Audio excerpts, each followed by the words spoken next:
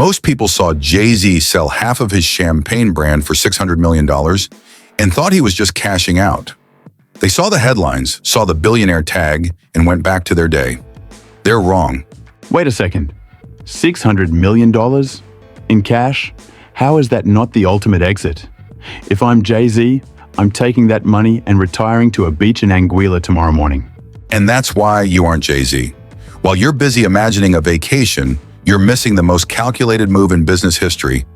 Jay-Z wasn't selling a drink. He was escaping a trap that destroys 90% of the world's wealthy people. Data check. In the 2026 economy, cash is a melting ice cube. If that $600 million sits in a standard account, it's losing value against the real inflation rate of luxury goods and private equity. Jay-Z didn't sell for the cash. He sold for the liquidity. Exactly. He didn't take that money to buy more jewelry. He took it to fund a war chest that makes the champagne deal look like pocket change. Today on Wealth Over Wealthy, we're decoding the actual math of the billionaire blueprint. This is the manual for ownership. To understand the sale, you have to understand the spite. In 2006, the managing director of Cristal Champagne made a fatal mistake. When asked about the hip-hop community's love for his brand, he essentially told the world, "We can't stop them from buying it." Ouch. Basically saying, thanks for the money, but we don't want the brand associated with you. Precisely. Jay-Z didn't just stop drinking it. He started a global boycott.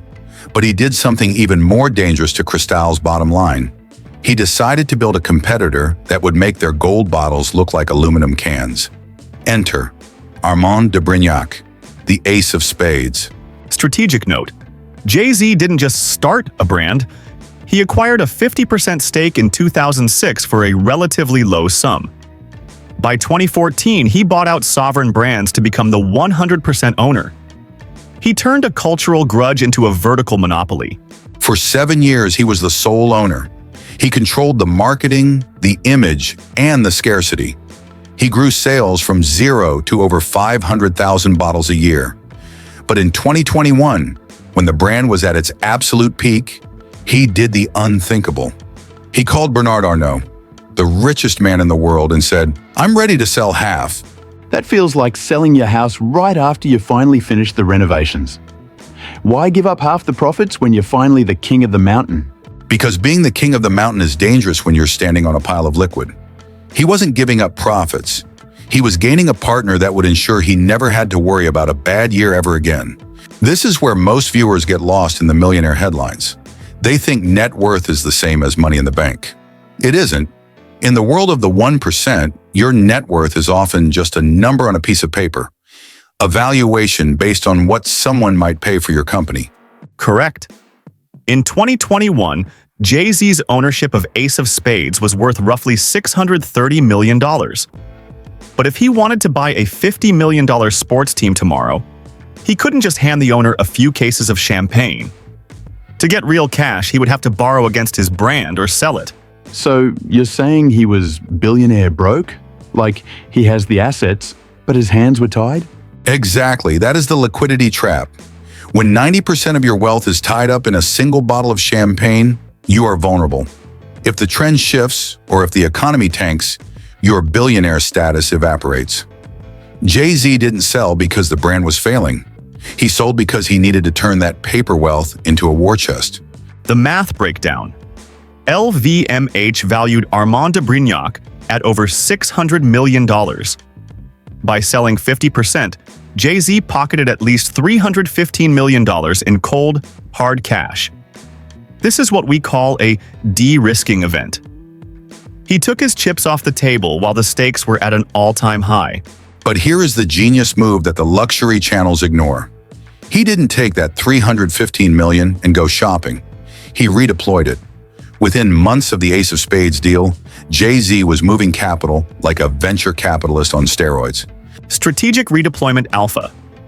He invested in Fanatics, the sports merchandise giant now valued at $18 billion. He backed Landis, a fintech startup with a social mission to help renters become homeowners through financial coaching. He even increased his stakes in blockchain and high-growth tech. Wait, so he sold status to buy systems? He sold champagne to buy the companies that control how people shop and live. Now you're speaking the language. This is asset velocity. Most people get a win and stop. They buy the house, they buy the watch, and they let their capital sit still. Jay-Z treats his capital like a current. It has to flow. He moved money from a mature asset, champagne, into growth assets, tech, and real estate. Think about the multiples. Alcohol brands grow steadily, but tech and fintech can scale 10 times or 20 times in a few years.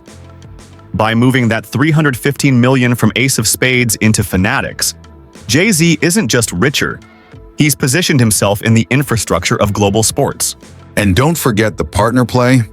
By selling to LVMH, he didn't just get cash.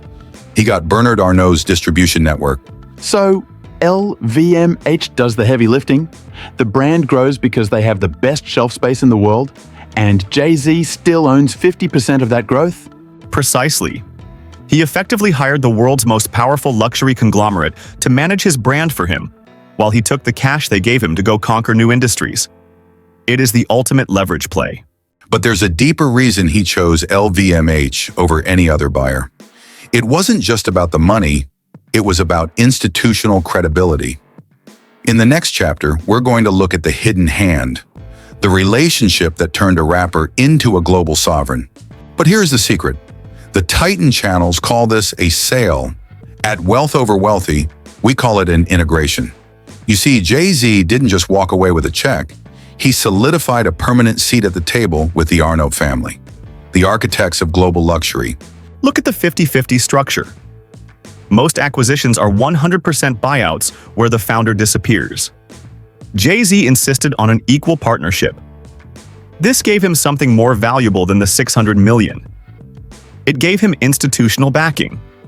He effectively traded total control of a private brand for shared control of a global powerhouse. And in 2026, we are seeing the results. As the global economy enters what analysts are calling the biggest M in a year in history, Jay-Z is positioned as a peer to the titans of Europe. He's no longer just a celebrity founder.